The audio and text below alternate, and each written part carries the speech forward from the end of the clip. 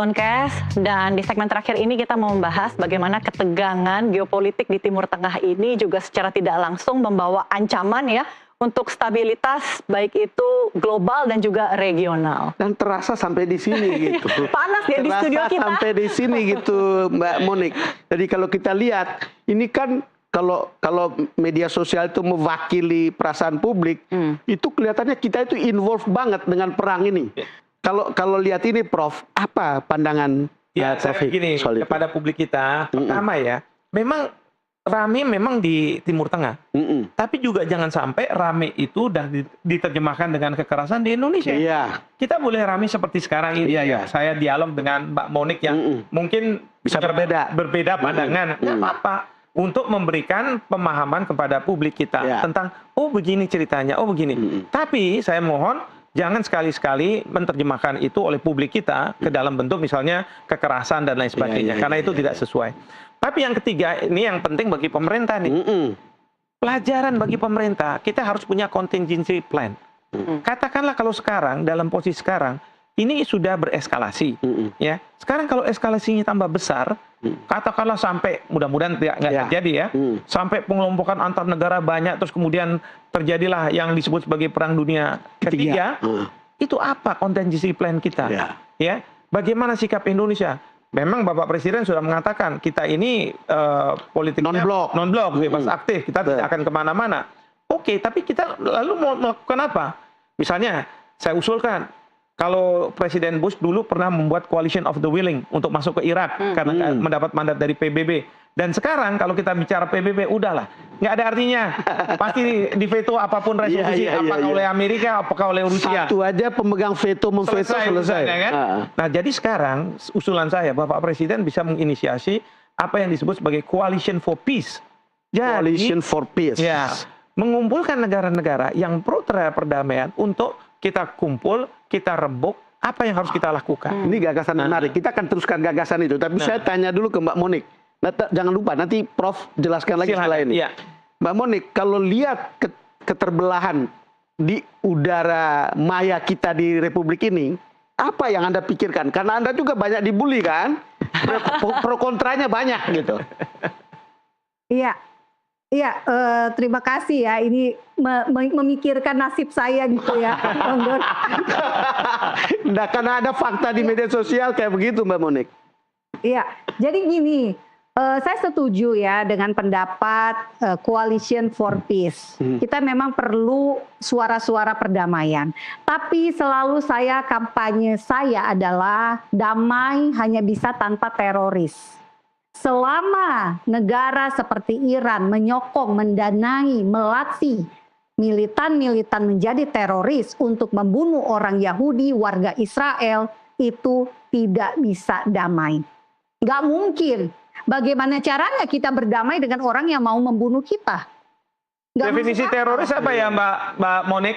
Karena kalau misalnya Israel menyerang anak-anak, perempuan di Gaza, itu bukan teroris gitu kan? Jangan-jangan teroris itu tergantung dari perspektif siapa nanti. Ya, definisi saya jelas. Teroris adalah orang yang melakukan kekerasan untuk mencapai tujuan politik kelompoknya saja. Nah sekarang kalau Israel, pemerintahan Netanyahu masuk ke Gaza untuk menghilangkan rakyat di Gaza, terutama Hamas, lalu kemudian menguasai Gaza seperti dia menguasai di tepi barat, apakah yang dilakukan itu tidak teroris? Pak Profesor Hikmahanto yang terhormat, apakah Bapak menilai serangan Hamas, Islam Jihad, dan kelompok-kelompok teroris serta warga sipil Gaza ke Israel 7 Oktober 2023? Saya tidak bisa benarkan. Saya tidak bisa benarkan. Tetapi apa yang dilakukan oleh Israel sebagai balasan itu sudah di luar proporsional.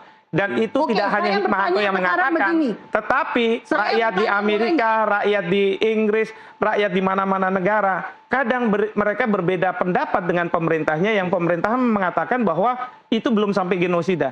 Tapi itu sudah sampai. Bahkan oleh Afrika Selatan diajukan dalam Mahkamah Internasional untuk dilihat oleh Afrika Mahkamah Selatan Internasional. sendiri menggenosida.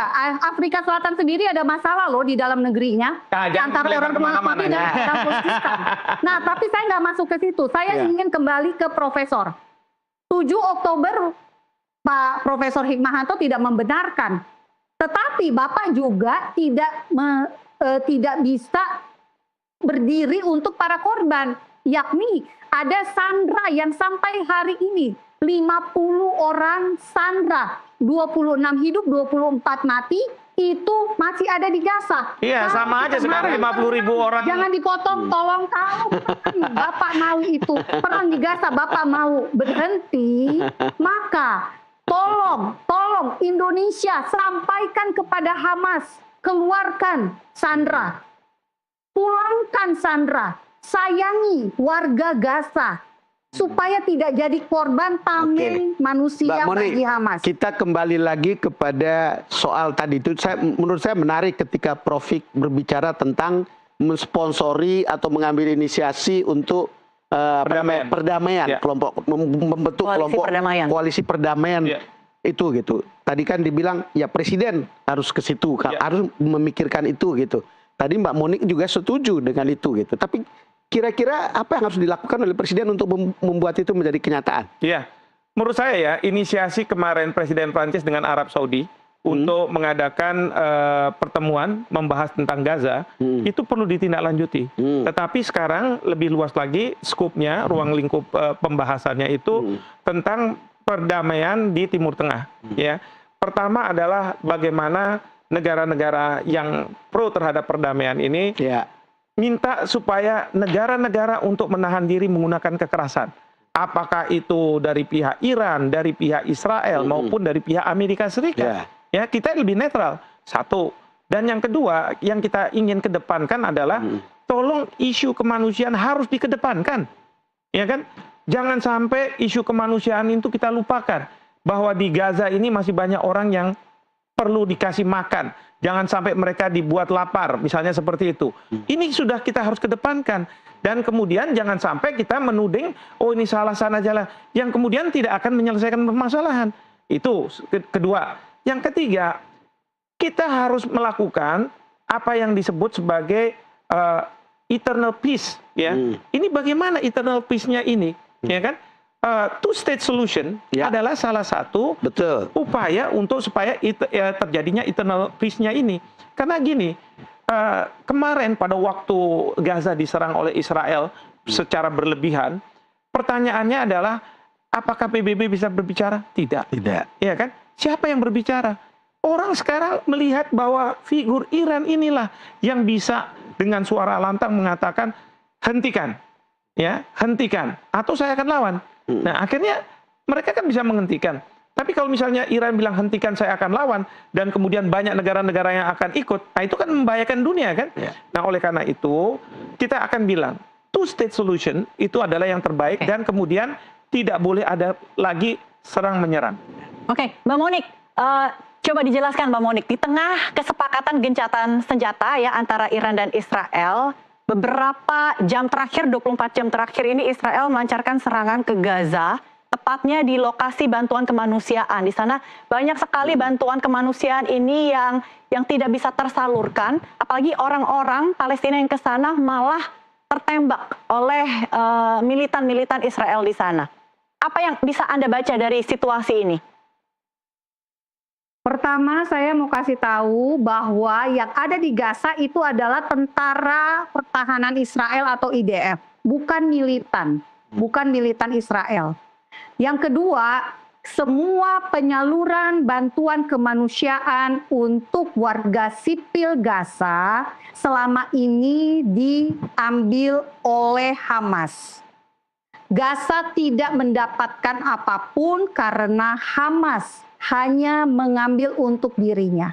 Karena itulah akhirnya Trump dan Israel bersepakat untuk satu badan khusus dari Amerika yang mengelola penyaluran bantuan. Jadi bukan ditangani lagi oleh Israel. Israel hanya berfungsi untuk menjaga proses masuknya barang, tapi penyaluran ke warga Gaza itu ditangani oleh lembaga foundation yayasan dari Amerika, dan ini yayasan Kristen. Nah, kalau ada terjadi penembakan di sekitar bantuan, tentu itu bukan keinginan Israel dan juga bukan dilakukan oleh orang-orang yayasan. Tujuan mereka membantu memberi makan rakyat Gaza. Yang tidak mau itu sukses, program ini sukses adalah Hamas. Hamaslah yang menjadi problem di Gaza, dan Hamas didanai oleh Iran. Oke, Prof, saya ingin lebih maju lagi, Prof. Kan ini kan satunya menuduh ini teroris, yang satu lagi menuduh ini juga teroris. Kan kira-kira begitu ya? Jadi kalau lihat begitu, lalu kemudian tadi kan kita mau membuat semacam koalisi perdamaian untuk perdamaian, di mana Indonesia bisa mengambil peran. Betul.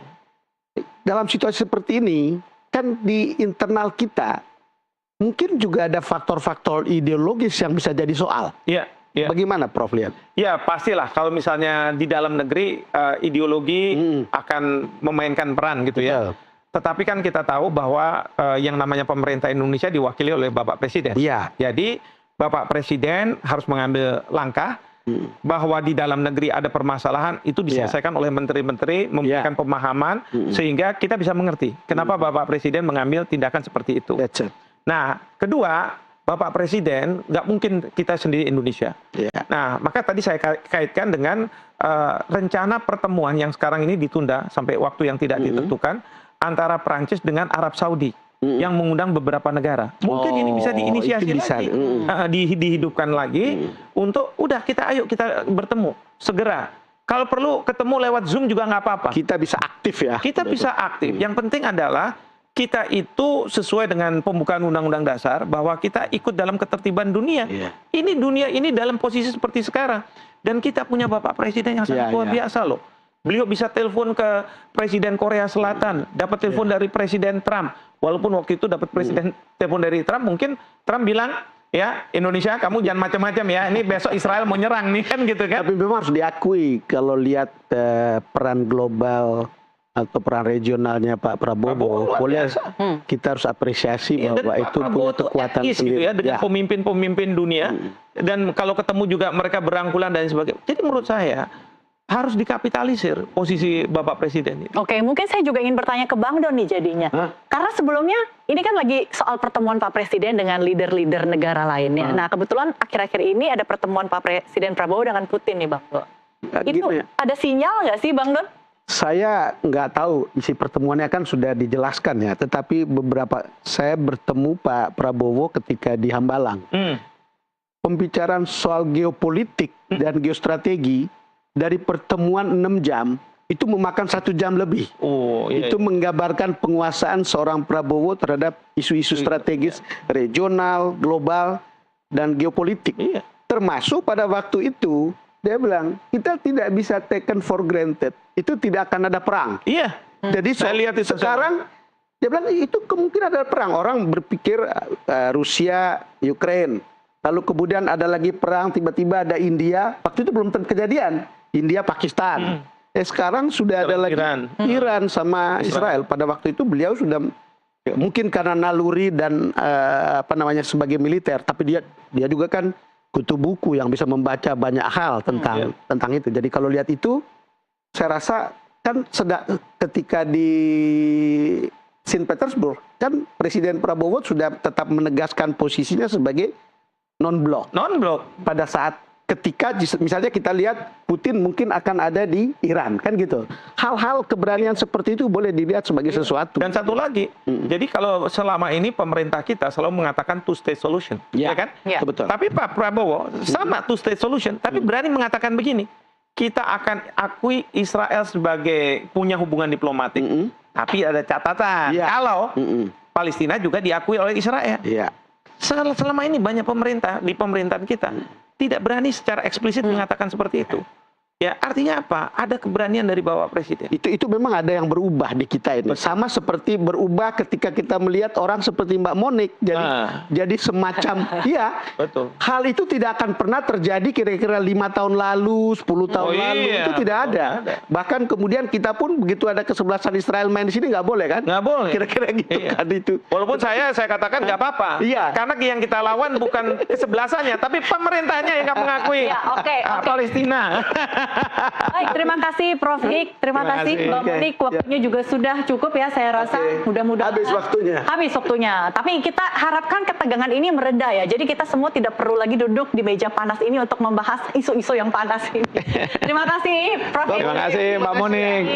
Ya, terima kasih Bang Dul, Mona. Ya, eskalasi konflik dan ketegangan ini pemirsa memang tidak ada yang menginginkannya ya, siapapun tidak ada yang mau, sehingga deeskalasi gencatan senjata menjadi benar-benar satu hal yang perlu diperjuangkan. Tapi setiap negara juga harus bisa membangun atau mengikuti perkembangan peradaban, karena ancaman itu ketika datang tidak ada yang bisa menebak.